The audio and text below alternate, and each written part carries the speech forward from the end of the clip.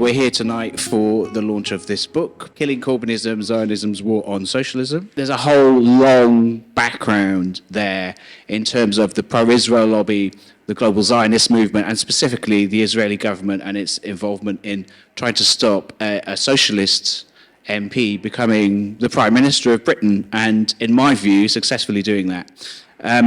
So, you know, I really think that this topic is really in danger of being buried historically, and the true history that I'm sure a lot of you already know is really in danger of being covered up. In 2018, I was selected as the parliamentary candidate for the Labour Party in our constituency, in South Thanet as it was then, and I immediately became embroiled in the so-called antisemitism crisis. So that experience motivated me to research what lay beneath all of these spurious claims of antisemitism that were not only levelled at me, but also anybody on the left, really, particularly, it has to be said, anti-Zionist Jews and people of colour. And of course, the story didn't begin with Jeremy Corbyn. That's really the main takeaway from tonight. It goes back to at least the turn of the millennium, if not decades before. And there are two main aspects that I cover in the book, a weapon and a strategy. The weapon, as we all know, was false allegations and accusations of anti-Semitism, which relied on the deliberate conflation of anti-Zionism with anti-Semitism. And this propaganda tool dates back many decades, and it was particularly been levelled at Muslims and people on the left. Beginning in 2002, so 13 years before Jeremy Corbyn became leader, work began on developing what became known as the International Holocaust Remembrance Alliance, IHRA, working definition of anti-Semitism. So 13 years before Jeremy became leader. And it originated in an academic institution in Tel Aviv that had been funded by Mossad. And even though it has no legal standing, the working definition of anti-Semitism provides a formal basis for recoding anti-Zionism as anti-Semitism, and it was actually celebrated as such in the State of Israel. You come to exactly that conclusion, that this had all been choreographed. They kind of knew where they were going to go and how that they were going to do this. I mean, the hatred was visceral. It was extraordinary. I could not go out of my house without fear that somebody was going to throw petrol on me and set me on fire, because that's what they said they were going to do, or rape me, or rape my grandchildren, or send some kind of other obscenity through the post. And I want you to reflect on that in terms of the stories, plenty of which are in this book, plenty of which we're hearing now, as all this is coming back again because of the risk of Zach Polanski of hurting Jewish feelings. I think if I hear that once more, I will go effing crazy. No other group would get away with this. You wouldn't get any other community groups from any other group getting a footstep into 10 Downing Street and talking this drivel.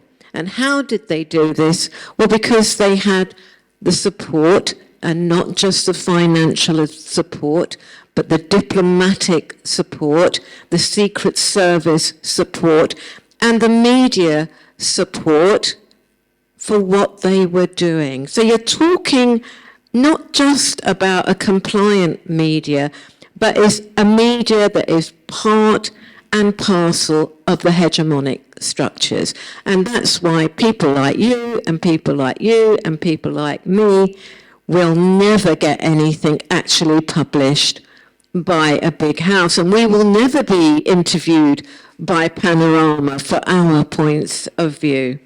And what worries me at the moment is that I can see Zach Polanski and the Green Party gradually being dragged down. Because the bottom line is, and it's not saying that there is no anti-Semitism, but I'm also saying that there are many attacks that are going on now on Zionists who happen to be Jews that is about their Zionism and not about their Jewishness? One of the things that I think came through very well is the debate that we really should have, not about anti-Semitism, but about the degree of influence of pro-Israel, Israel and its friends, the degree of influence that they have managed in the corridors of power. Never forget what the State of Israel actually is. Never forget how it came into being. And of course, it is, as people know, it is a settler colony. That is what it is. And it was set up with the help of Western powers in order to settle and colonize Palestine. It's very, very simple. They were able to create a myth which was powerful and which impressed lots of Western people, particularly Christians, that the real story about Israel's creation, why Israel had to be, was that a story of return. So actually what you have is Jews returning to their origins in what was called Palestine at the time. And that's really the story. And of course, there's the Bible to attest to that particular myth, etc. And it worked. It worked. The whole campaign about anti-Semitism has to be seen in that light.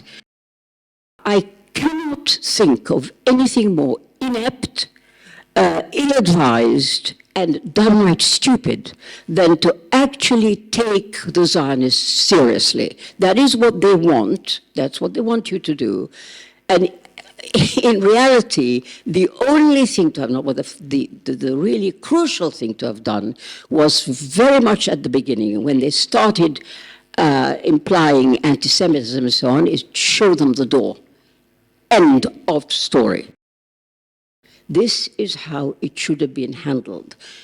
Tragically, it was not, and there was this kind of extraordinary idea that if you apologize to the Zionists, and if you do nice things for them, and if you bend over backwards, that somehow this will help. Clearly, anybody who studies the history of Zionism, who sees the way the State of Israel was set up, who sees Israeli behavior towards everybody around Israel, cannot believe for a moment that you should adopt a strategy of being nice. These are people who are shown the door. That's it. And I can only hope that somewhere, somehow, someday, Jeremy Corbyn will understand that and will act on it, and all the people who advised him wrongly will also beat their breasts and say, we should never have done that. So many of us had a moment of real hope, of real excitement, that at last a Western politician would be in post, in power, who supports the Palestinian people. It was a moment in history, really.